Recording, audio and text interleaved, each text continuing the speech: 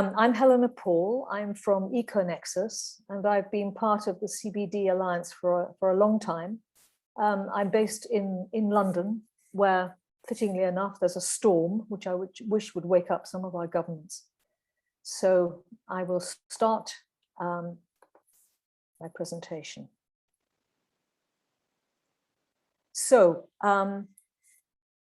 my job is to really look at the word nature, which I think is highly problematic. And it was very interesting because I was looking at some of the reasons why this might be and the use of the word nature in the past. Fascinating. So what is nature? What does the word mean and what's its history? Well, the meaning of the word nature reflects Western thinking, of course, and it's gathered different meanings in the course of history. And one major problem, Western English definitions of the word separate people and nature.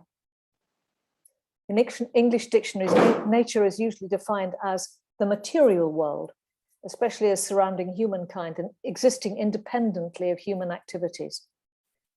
The natural world as it exists without human beings, or civilization, another very difficult word, and the elements of the natural world, such as mountains, trees, animals, or rivers. And it's fascinating to look at the changes over the last few thousand years, from the sacred to the material. The gods in many parts of the world, including ancient Greece, were seen as part of nature. Then we had the rise of monotheism that separated the sacred, God, with man as God's special creation, from nature. So nature got downgraded and was defined as the material world, not sacred anymore. So the Old Testament, Genesis 1, verse 28, says, "Be fruitful and increase in number, fill the earth and subdue it." Great word. "Rule over the fish in the sea and the birds in the sky and over every living creature that moves on the ground." Then we have nature as a machine. The so-called 18th century Enlightenment, which I think I would almost call an endarkenment, proposed a mechanistic view of nature.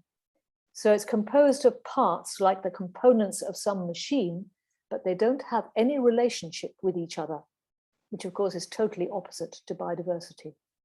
All this made nature ripe for extraction, exploitation, and destruction, and perfect raw material for the rise of capitalism, which was taking place around the same time. Humans as separate from nature. This led the West to see humans as separate from nature, and urbanization separates us, a lot of that going on. Nature is seen as everything the city isn't, a place to escape to and enjoy, untouched by humans. Notice the contradictions here, to escape to and enjoy, but untouched by people. Technologies separate us, they increasingly come between people and nature.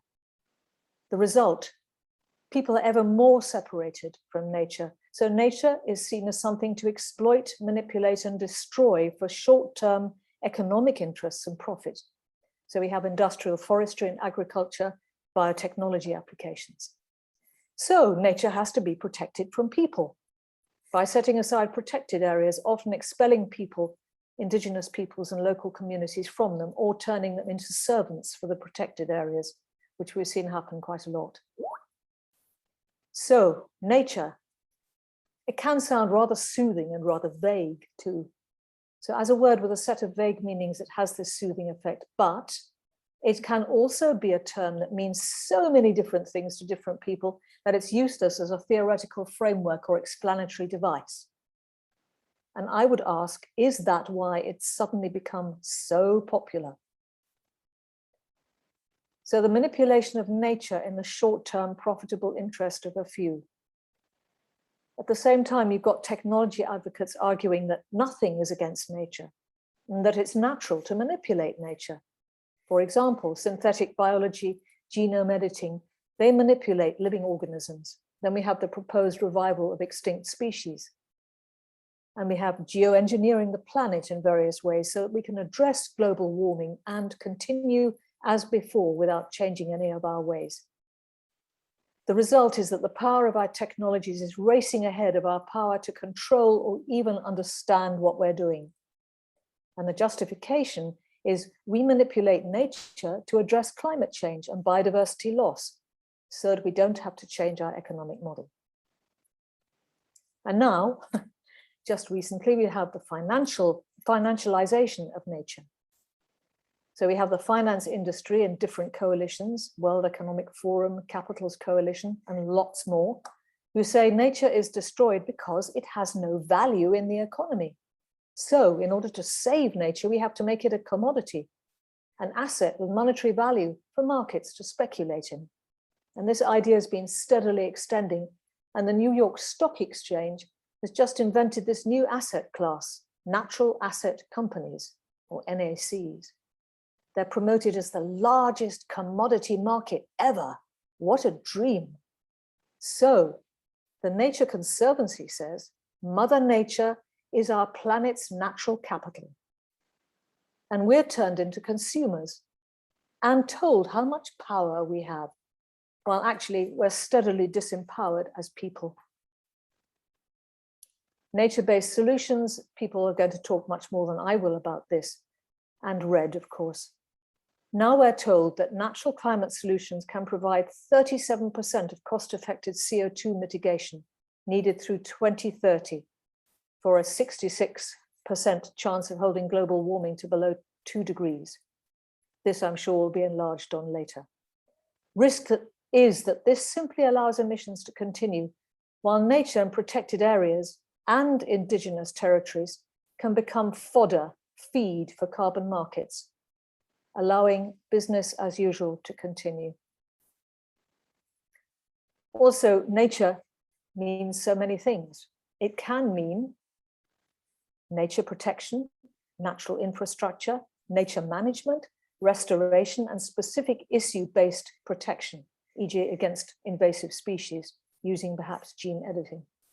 So the IUCN and the Nature Conservation are the ones behind that wording. They both agree on this wording about what nature means.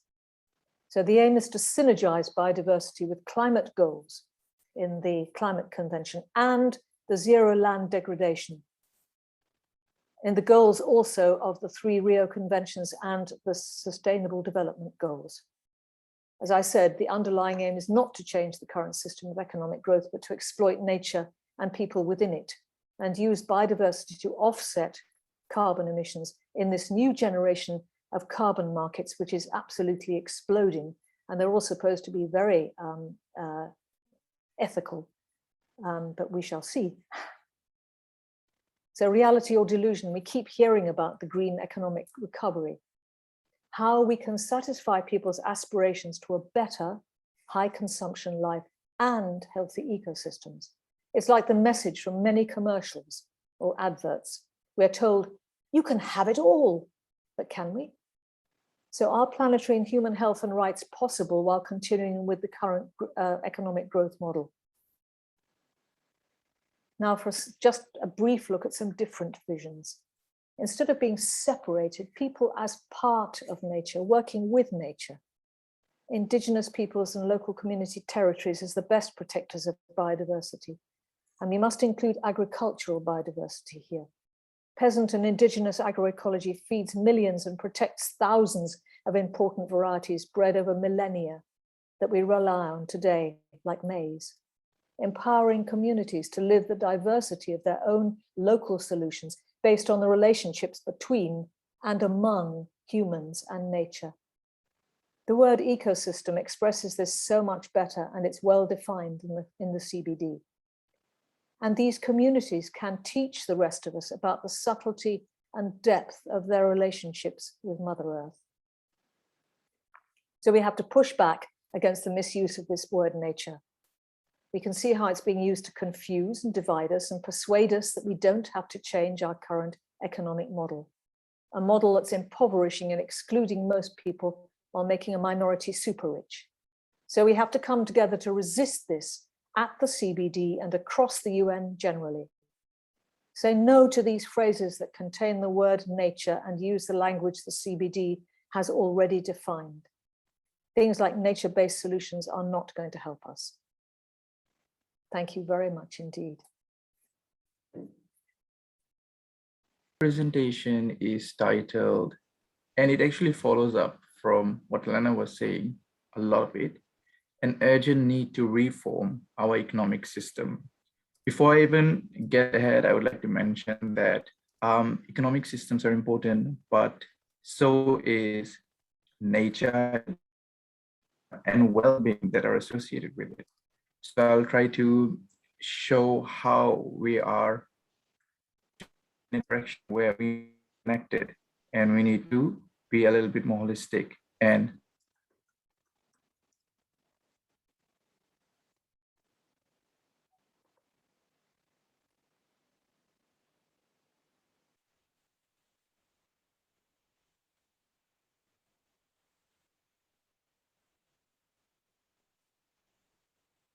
I'm sorry, I don't know if it's for the rest of YouTube, but I cannot hear Ravi anymore. Ravi, we lost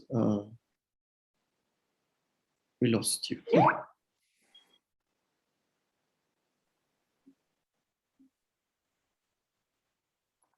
Maybe you can try turning off your camera for a while.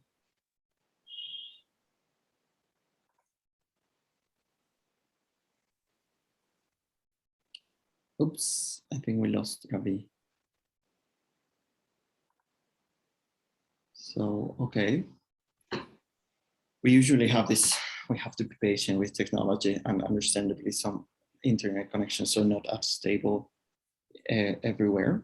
So let's just see if he can connect in the next. I'm sorry, I got connected and I'm back again, if that's okay. Oh, okay, Ravi, there you are, yes.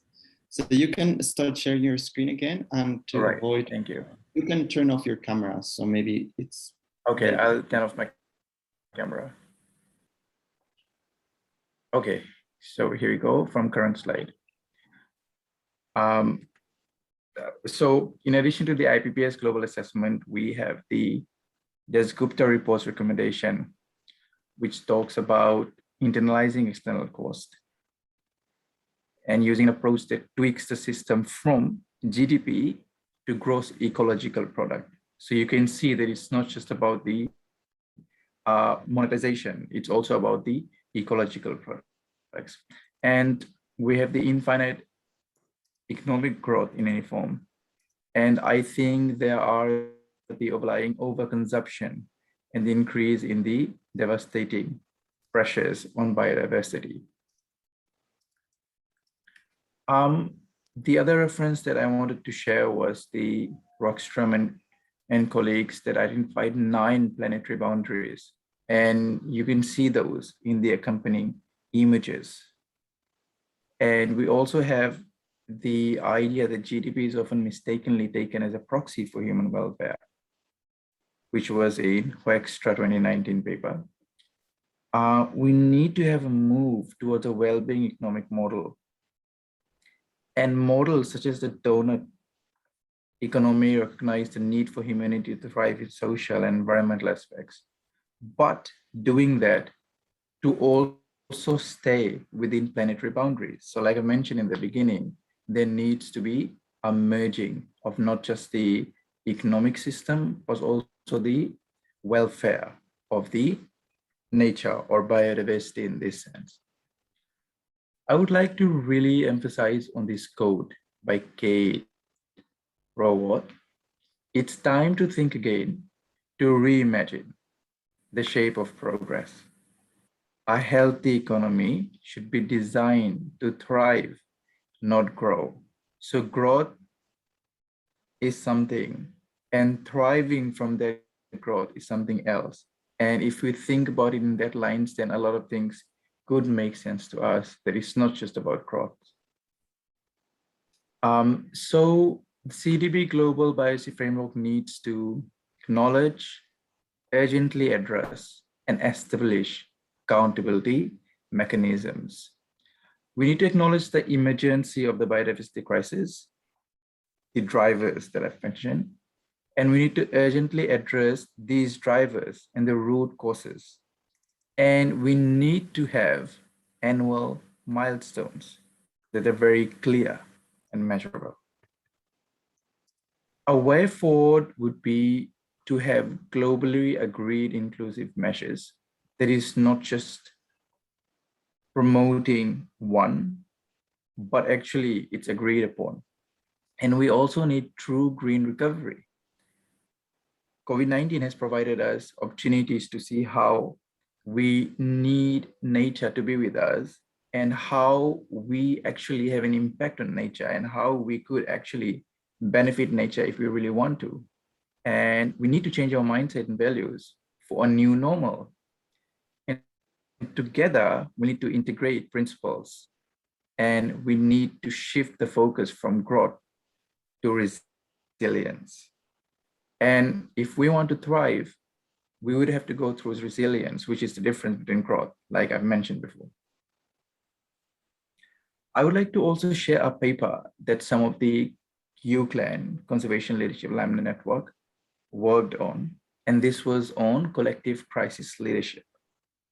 So collective crisis leadership would need to have a system thinking based approach to identify and tackle the root causes that I have briefly mentioned and critical problems through interdisciplinary thought, which is also inclusive. We need to systematically identify and overcome these barriers to implement solutions that will protect and restore biodiversity for our continued well-being and survival. Like the African dogs, we will only be successful if we work together while supporting our young and those most vulnerable, acting in sync as one big pack. This was my presentation, and I deliberately kept it very brief so that we could really punch on the main ideas that we had. And I'm really happy to see any more questions if there is any. And I'm sorry that I got cut off. It was the internet, but I'm glad that I was able to continue the presentation. Thank you so much. I am Souparna Lahiri. I am associated with Global Forest Coalition as climate policy advisor. I'm based in New Delhi, India. Okay, so I go straight away to the first slide. So how does the convention itself perceives what is perverse incentives, as we say? So you can see here that measures, policies, or practices that induce behavior that is harmful for biodiversity is referred to in the convention as harmful incentives or perverse incentives. It also follows to ensure the conservation of biodiversity and the sustainable use of its components. It's therefore important to identify policies and practices that generate harmful incentives and considering their removal, phase out, or reform. Now, IT target 3, which was one of those targets for the elimination, phase out, and reform of perverse incentives, was adopted as part of the that decade of biodiversity strategy to address perverse incentives. Now, the IT target 3, it stated that by 2020, incentives, including subsidies harmful to biodiversity, are eliminated, phased out, or reformed. To avoid negative impacts, and positive incentives for conservation and sustainable use of biodiversity are developed and applied. Now, of course, parties have failed to achieve the target, and only 19 out of 193 countries showed some kind of progress in this matter.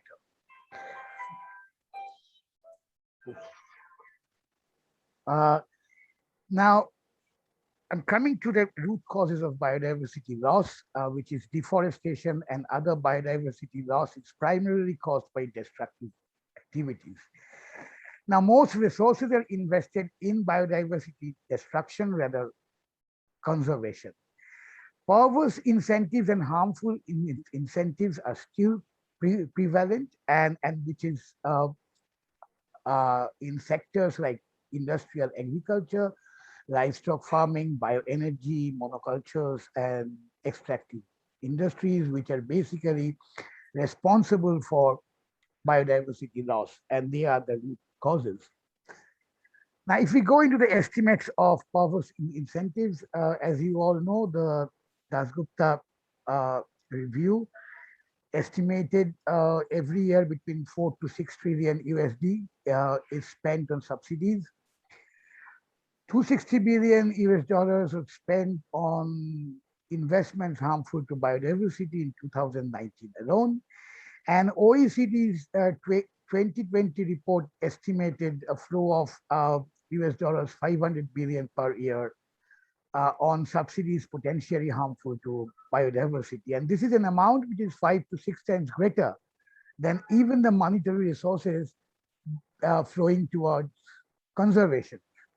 Now, public institutions like the World Bank, the IDB, and other international financial institutions, national governments also continue to invest in these destructive sectors. Redirecting perverse incentives and harmful investments seems to be a win-win solution for governments in terms of freeing up badly needed public funds. This is a lesson that we learned from the failure to achieve IT Target 3. Analysis by Global Forest Coalition has shown corporate capture of policymaking at the national and international level as the main obstacle to remove harmful subsidies. Now, these most destructive corporations block reduction of subsidies and public investments and incentives that they benefit from. Take, for example, the recent UN Food Summit, System Summit, where the largest agro-industrial industries, including in particular the big meat, were invited by the UN. As a result, all references to the impact of unsustainable meat and dairy consumption and production, and especially to the massive subsidies sustaining the sector, were removed from the conference outcomes. When even NGOs tried to mention them during the conference, they were asked by the UN to remove their references to the reduction of meat consumption from their presentation. Now, how this is driven by private sector investments. The root cause of the corporate takeover of both UN and national policy making is the increasing dependency of public institutions on private sector investments, stimulated through public-private partnerships and other forms of blended finance. It is always less attractive to reduce the subsidies to the corporations that feed you. Actually, it is like you do not bite the hands that feed you. And therefore, end up with a perverse circular economy of industry subsidizing governments and government subsequently subsidizing industry. Recent initiatives by corporate CEOs like Bezos are exceptionally worrying in this respect, and they could buy up entire ministries with the funds that they have committed, or they can commit even in the future. Now, coming to the net and the nature-based solutions. The concept of net creeping in the draft global biodiversity framework and net zero in climate mitigation actions. The concept of net biodiversity loss is an often overlooked form of perverse incentive.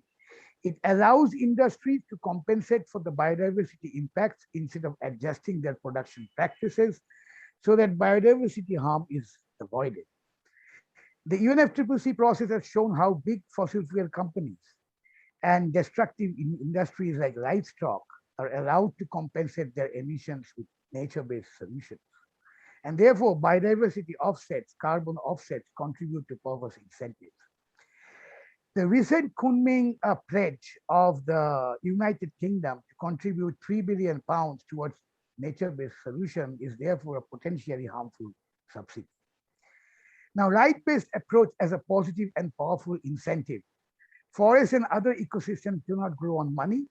The IPLCs are perfectly capable of conserving biodiversity before money was even invented. Collective actions of IPLCs and women form an indispensable resource for biodiversity conservation. And so, the land government rights, the tenure rights of IPLCs and women provide a powerful incentive for conservation and restoration, which require relatively little financial resources but political will. Learning from IPLCs and women how to live in harmony with nature forms the most hopeful and realistic strategy to implement the long-term goal and objectives of the CBD. And so the draft GBF should have ambitious and binding targets to phase out perverse incentives and align all human activities and financial flows with the CBD and its objectives and commitments. Should clearly acknowledge the impacts of industrial meat and feedstock production, industrial monocultures, and extractive industries on biodiversity loss. Call for dietary change and reject destructive solutions like bioenergy and large-scale tree plantations. Address and eliminate dependency of public institutions on private sector finance and private sector economic interests. Challenge and reverse the corporate capture of national and international policy making. The last and finally, Kunming COP, some worrying aspects that biodiversity conservation is all about throwing large amounts of money at biodiversity, and this is continuing. But those funds remain minimal in comparison with the perverse incentives and investments the very same governments are providing to harmful industries. France continues to protect its industrial livestock. China continues to finance infrastructure to increase soy exports from Brazil to China, despite the massive biodiversity loss caused by those exports. Investments promoting nets and nature-based solutions. And we actually want a positive outcome would have been to hear concrete commitments from governments to legally recognize the territories and areas conserved by IPLCs, including in particular women. Thank you. What I will talk about follows on very much actually from what the earlier speakers have very rightly pointed out. And just to say, actually, following on from Souparna, next year will mark the 30th anniversary of the 1992 Rio Earth Summit, which I think really marked a turning point in corporate capture of public policy or global policy, and particularly on environmental issues. And it saw the final demise of a very long negotiated United Nations Code of Conduct on the actions of transnational corporations, to be replaced instead by the Rio Declaration and the kind of first essentially purely voluntarist approach, allowing corporations in a sense to dictate their own terms for what constituted sustainable development, environmental protection, and so on. So this is one of the things I want to talk about in my presentation: voluntary commitments, nature-based solutions, and if I have time, and I doubt that I will, on the issue of certification. So it's important to bear in mind that the Convention on Biodiversity is, whilst it's a legally binding international agreement, it's never really been enforced as such. It has no mechanism for monitoring or acting on breaches by governments. Broad plans for implementing the agreement, such as the Aichi targets over the last 10 years, were essentially voluntary. And as we know, most were not achieved, yet there's no recourse to any action as a result. The post-2020 Global Biodiversity Framework, which is currently under negotiations in a kind of faltering way, is very much copying the approach of the previous methods of implementing or not implementing the Convention on Biodiversity, and in fact of the Paris Agreement on climate. It's a further step along the voluntary action path. And it essentially sets out a series of targets for the next 10 years, which may or may not be pursued by governments. They'll be vaguely monitored, though again, there's no intention to have any corrective or enforcement mechanisms or sanctions. Target 3 of the draft Global Biodiversity Framework, which sets out this ambition to have 30% of Earth, that's 30% of land and 30% of seas under protected areas, is a really good example actually of how this might play out under this voluntarist approach. Unlike the Paris Climate Agreement, each country will make its own voluntary national contribution towards this 30% protected areas target, which is a global target, each country making its voluntary contribution towards it. Well, as we know, the Paris Agreement has been very ineffective in preventing climate change, and we're now headed for more than 2.5 degrees of global warming. And I think there are good reasons to think that a similar approach to protecting biodiversity, and this 30% protected areas target is a really central piece to the global biodiversity framework, will be even likely even less effective, in fact, than the Paris Agreement. I'll just explain very briefly why some of the reasons for this. The first is that protected areas and biodiversity conservation is not like reducing carbon emissions, which are essentially the same wherever they are made. They all end up in the atmosphere. They're not kind of additive or cumulative in that sense. So, multiple countries, for example, could all designate areas to protect exactly the same species, which is in fact a lot of the way that conservation is done in Africa at the moment. So large countries could protect very large areas with very little biodiversity value. So they could make a big contribution towards the global 30% target, but do little for biodiversity protection. Of course, it doesn't really necessarily address the underlying drivers of biodiversity loss, and begs the question, well, what happens to the 70% of Earth outside of protected areas? The aim to protect... Simon, could you slow down a little bit? Yeah, because yeah, sure. Yeah, okay, sorry. Yeah. Thank you. The aim to protect 30% of the marine areas, again, very, very difficult to see how this could be achieved when it would certainly involve large areas of the high seas coming under some kind of regime, and for which there's absolutely no international mechanism to achieve this. And of course, the key issue is that biodiversity just isn't evenly distributed around the world. 70% of species globally are found in only 17 mega diverse countries. So the key issue is that can we get those countries, in a sense, to commit to whatever measures are required to protect them, not just an arbitrary target for 30% of protected areas globally. And if we look back at what happened, as Souparna already mentioned, of the 20 Aichi targets in the 2010 to 2020 Global Action Plan, only one was actually achieved, and that was to increase to 17% of the Earth, the areas designated as protected. And yet, biodiversity declined even faster during that period.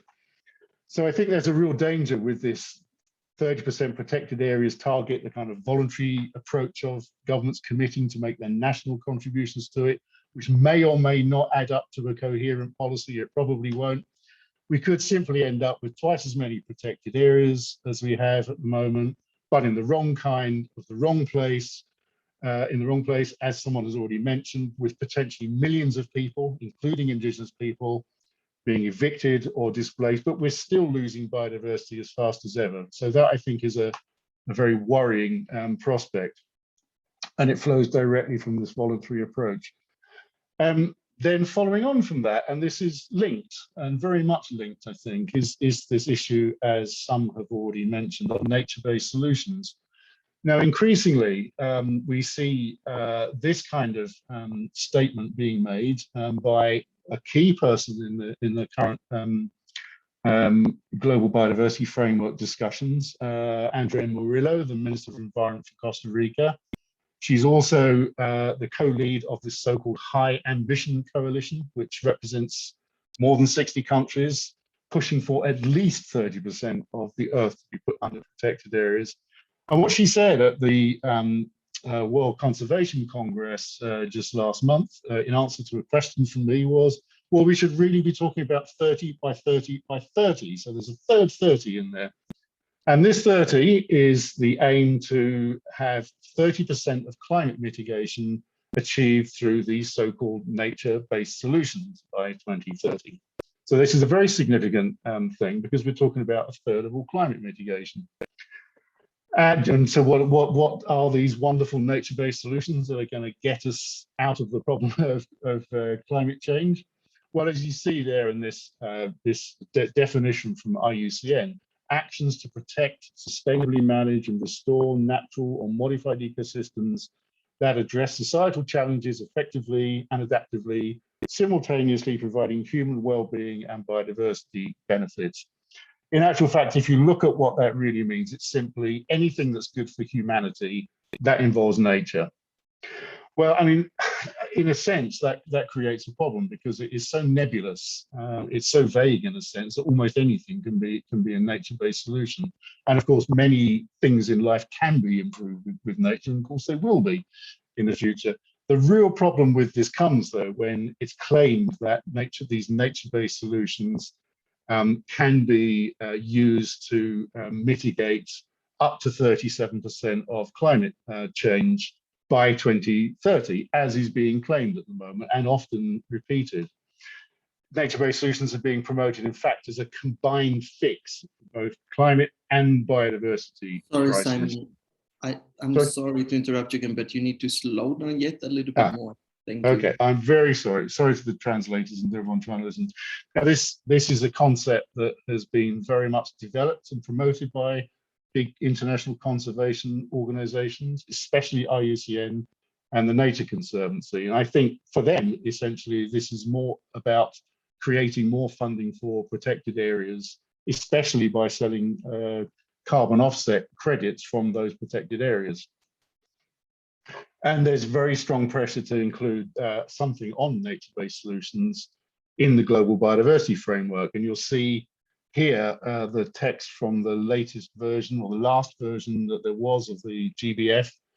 It's not actually asking for a third of climate mitigation to be achieved through NBS, but through at least 10 gigatons of carbon per year to be achieved from nature-based solutions, things like planting trees, restoring ecosystems, conserving forests, and so on. And I think this would amount to about a quarter or a fifth of all global greenhouse gas emissions. So that, again, is still very significant. And this idea has been very enthusiastically taken up by polluting industries and governments, because potentially it helps to reduce the pressure to reduce carbon emissions from the oil industry and other sources. So what started off as an idea developed by the conservation organizations has now become potentially a way of greenwashing some of the most polluting industries and companies that there are. And I think in some ways this cartoon from the Climate, Land, Ambition and Rights Alliance sums the situation up very well. So what are the problems? I'm just going to come to the end very shortly. Well, what are the problems with nature-based solutions? Because they can sound very good in principle. Well, firstly, it relies on carbon offsetting and primarily as an offsetting mechanism. And what this means, of course, is that the actual carbon pollution from source continues unabated. One of the difficulties with it is that the carbon stored in trees and other natural ecosystems is very easily re-released back into the atmosphere, and of course will be as the atmosphere warms, as we see increasing forest fires, the drying out of peat bogs in the Arctic, and so on and so forth. So these natural ecosystems are in fact now increasing emissions of carbon rather than storing them more. It's based on very bad science, and this claim that nature-based solutions can prevent 30% or mitigate 30% of climate change by 2030 is essentially completely scientifically fraudulent. You would, in order to achieve just half of that mitigation, you'd need to plant an area the size of Australia with fast-growing carbon-absorbing trees, and of course that simply cannot happen. Probably couldn't even be started by 2030, let alone achieved by then. As I mentioned, there's a link to the 30 by 30 protected areas target. It can promote the kind of fortress conservation approach to protecting nature.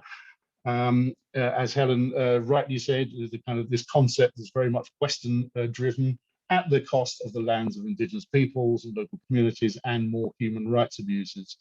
It can lead to more damage to ecosystems, such as where vast monocultures of trees are planted on savanna lands. And it will inevitably involve a commodification of nature, because nature-based solutions requires putting a price on nature in order that it can be traded. It can worsen food security, because it will require hundreds of millions of hectares of land, which can at the moment only be taken from existing farmland. And of course, again, it fails to address the underlying causes of climate change and biodiversity. So here, I think we have these two very problematic interlinked issues of the 30 by 30 concept and the voluntary approach to that, and a very much market-based so-called solution of nature-based solutions. So what should happen instead? And this is my final slide, and I won't have the time to talk about certification. Firstly, I think nature-based solutions just have to be, or other kind of similarly worded concepts have to be kept out of the Convention on Biodiversity and out of the UNFCCC. Simple as that. The concept needs to be properly looked at in terms of the science, the benefits, the costs, and the risks, and thoroughly done so by the Intergovernmental Panel on Climate Change, which has the and the standing to give a kind of proper assessment of what actually nature-based solutions can do. Instead of the 30 by 30 target, this kind of arbitrary target, I think what we need is a requirement for governments to rapidly develop new biodiversity strategic action plans, which identify the underlying drivers of biodiversity loss, and to develop plans to address these. And these there should be obligations to comply with the United Nations Declaration on the Rights of Indigenous Peoples and of peasants, strengthening Indigenous community land, tenure and resource rights, and binding commitments to regulate for reduction in consumption. At the moment, we're not seeing any of those last things there reflected in the Convention on the Global Biodiversity Framework. So I'm sorry I've gone a bit fast, and I'm sorry if that was a bit dense, but thank you very much for listening. That's the end of my presentation. I am Forest and Biodiversity Coordinator at Friends of the Earth International, which brings together 74 member groups around the whole globe. And we work all on environmental issues, but also social justice issues, human rights issues, and we try to bring it all together. So, well, how do we look from that global perspective to the biodiversity collapse, which we see happening? So I'll start sharing my screen. Here we go. Share. Can you see it now? Okay. Yes, we can see it. Great. Okay. And I think, sorry, let me try to just put it on presentation. Wonderful. Okay. So what I'm wanting to talk about is about corporate capture, and that being a reason for the failure to address biodiversity collapse. I'd first like to talk a little bit about the link between biodiversity collapse, economic growth, and the corporate sector. I mean, one could talk hours about this, so this will be a very minimal going through it, but still I just want to point to some of the main reasoning why these three things are hanging together, interlinked. So, well, you have already seen this graph. Ravi has also shown it, but actually the biodiversity crisis is the worst of all crises, and we are really already out of the planetary boundaries which are safe to be within. So there is a real, very serious biodiversity collapse. Now, how does that link to the economic growth and to the corporate sector? If we are looking at the amount of the fastest growing industries are exactly the ones which are related to biodiversity collapse. So the fastest growing industry of all of them is global iron ore mining, and it's growing at a rate of 43%. I mean, next one is the global airport operation, growing at 40%. Travel agencies, airlines, heavy duty truck, global deep sea, coastal and inland water transportation, coal mining growing 20%. I mean, what we are seeing is that the fastest growing industries are the ones which are really impacting biodiversity, climate, and well, the whole environment. And we are also seeing, and that's on the right side of this slide, that actually when we look at the share of the economy of what is businesses, then we are talking, this is a graph on OECD economies. I can imagine globally it's maybe a little bit less, but still also even in the global south, the share of what the corporate part of the economy keeps on growing.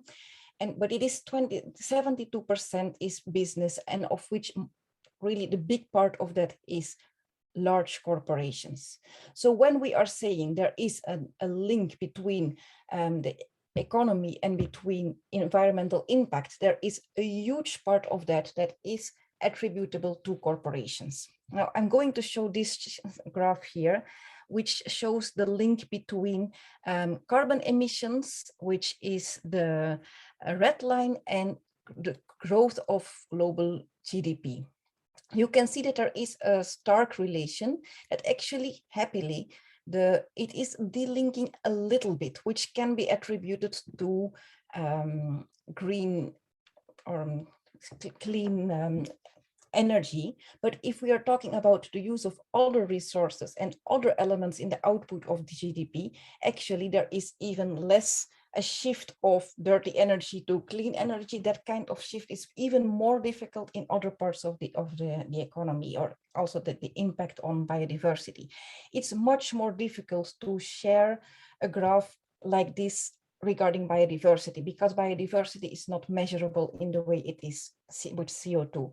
But yet we are seeing that that kind of linking does exist. Now, if we are thinking there is a link between the growth in the economy and the environment, then we need to stop the growth of the economy if we want to stop the collapse of the environment. Yet, if we are seeing what is the projection of growth of major sectors in the world, and I have here a graph, it is actually, this was shared a decade ago, but the projections, we are online with that. I'm not going to go through all the specifics, but you can see agriculture 1.8%, construction very, very dirty, 2.6% growth projected by 2060, mining 2.6% growth projected, materials use just more than multiplies. So really what we are seeing is a projected growth of the economy, and we are not seeing that actually decoupling is happening.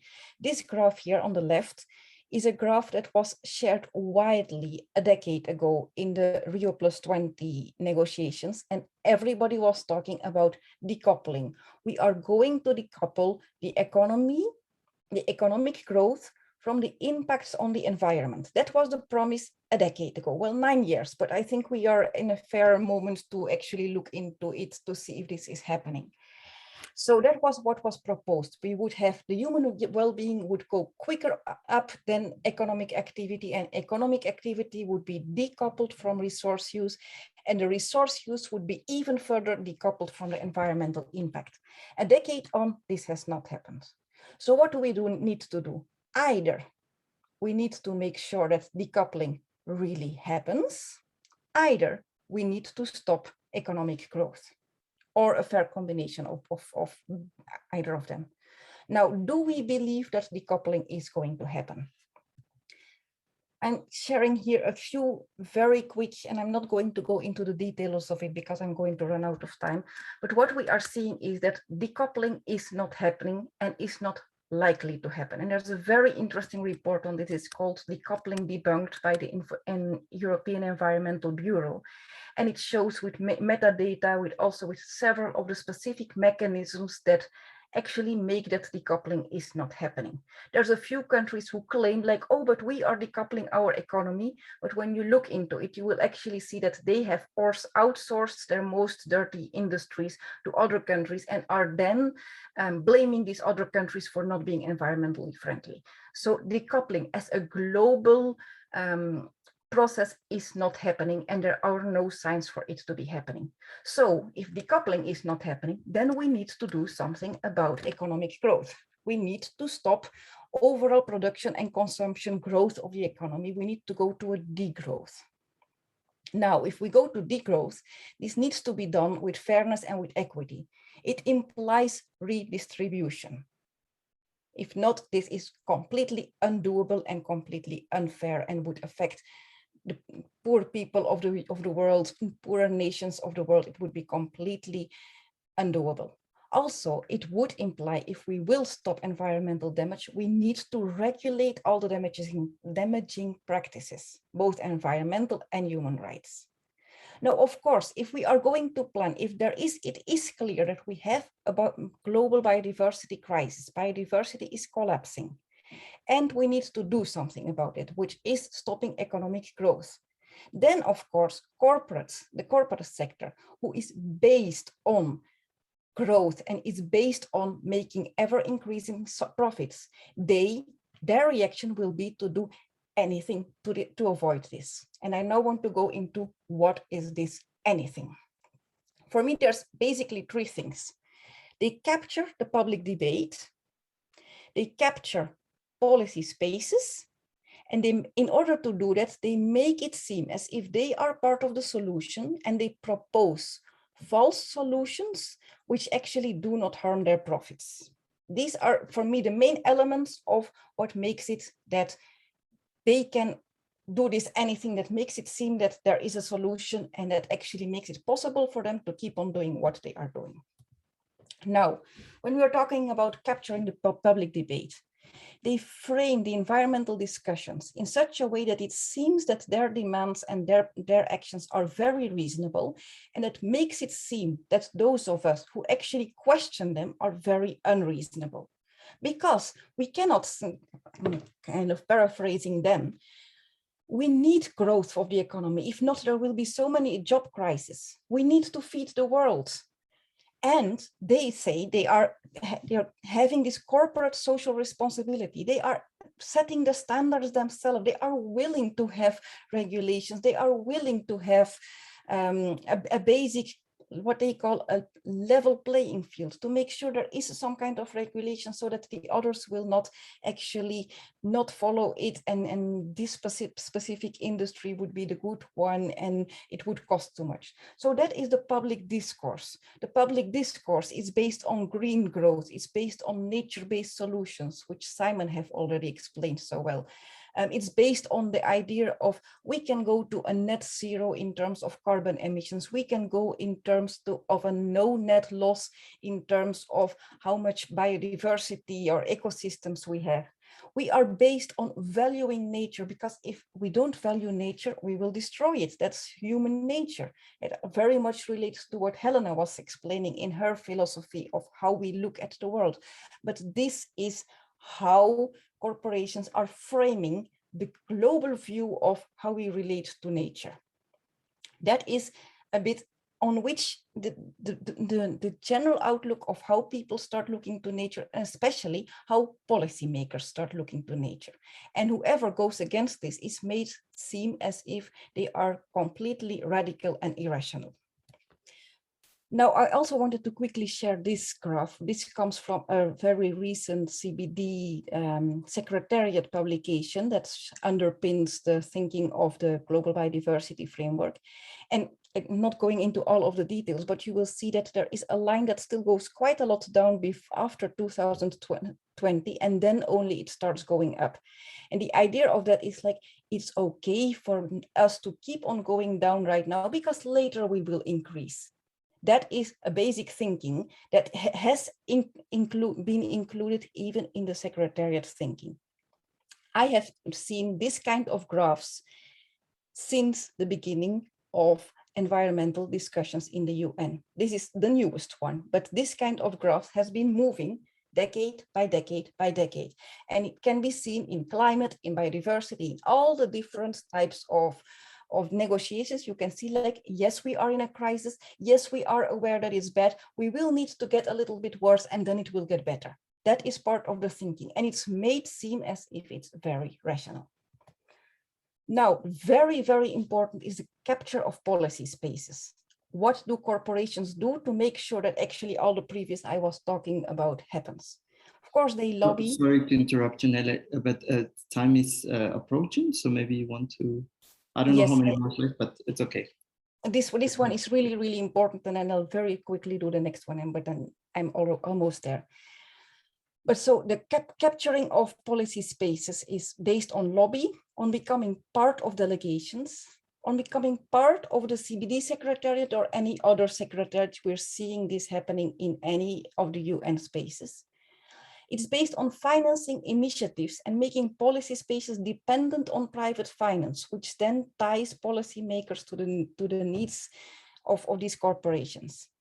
And very, very, very importantly, it's based on the change in decision-making structures. So instead of having global multilateral decision-making structures, what we are now going towards is towards multi-stakeholderisms, which are platforms where corporate actors, government actors, NGO representatives, possibly indigenous peoples and local communities, everybody is put on the same table, and they are the ones who are going to make decisions together. That is called multi-stakeholderism, and it is increasingly replacing democratic decision-making.